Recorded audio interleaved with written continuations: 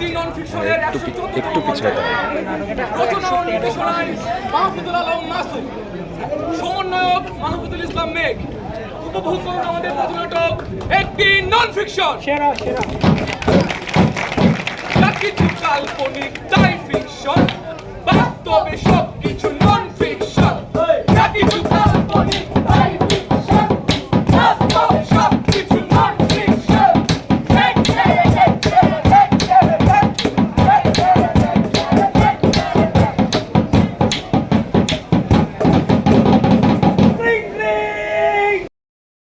সব দেখা নিব। ওকে বস, রাখলাম বস।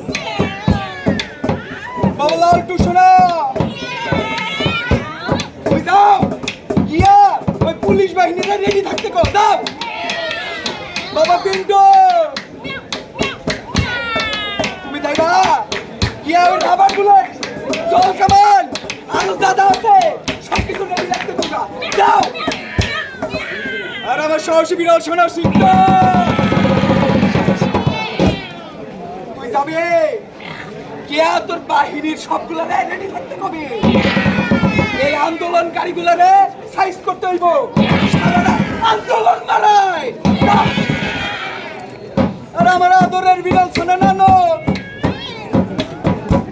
আরে বাবা কি আল্লাহ, তোমার কোথাও যাওয়া লাগবে না, তুমি এখানেই থাকবা। থেকে কি করবা তুমি? ওই ফেসবুক, ইউটিউব, হোয়াটসঅ্যাপ ওখানে গিয়ে প্রপাগান্ডা ছড়াইবা। আরে বাকি সবাই শোন,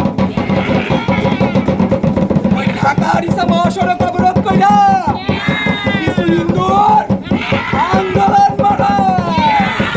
তোরা সাইজ করতে পারবি না? না বিল নেই বাবার। কোটা নাকি মেধা, কোটা নাকি মেধা,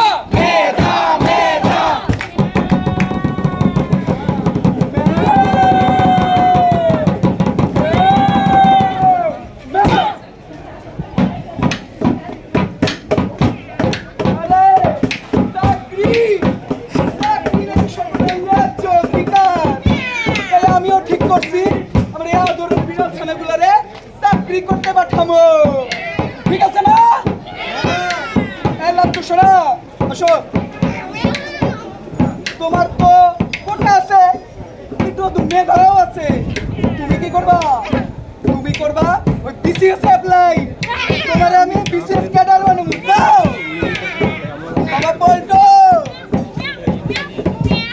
খালি ইসম বিসম করলে হইব? তোমার তো মেধা নাই, তবে কোটা ঠিকই আছে। তুমি এক কাজ করবা, ওইখানে গিয়ে অ্যাপ্লাই করবা। কিছু একটা গতি হয়েই যাইব। কোটার জয় জয়কার। যাও। আর আমার সাহসী বিরল সোনা সিদ্ধ,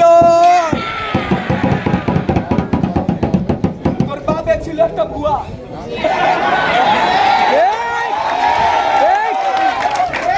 একটা ভুয়া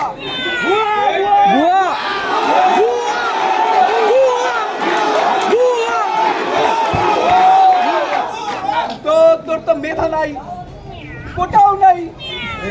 শোন শোন শোন, টাকা আছে টাকা। ওই কি করবে?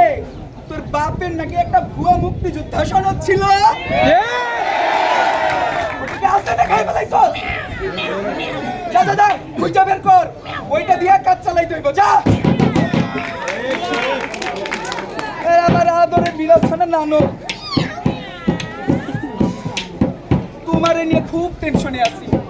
তোমার মেধাও নাই, কোটাও নাই, করবাটা কি তুমি? কি করবা? কি করবা?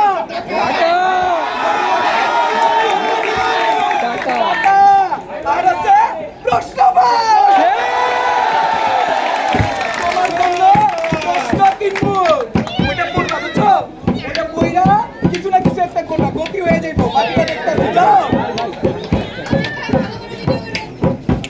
পাইছি না পাইছি, ভুয়া কোটা দিয়া সরকারি চাকরি পেয়ে গেছি।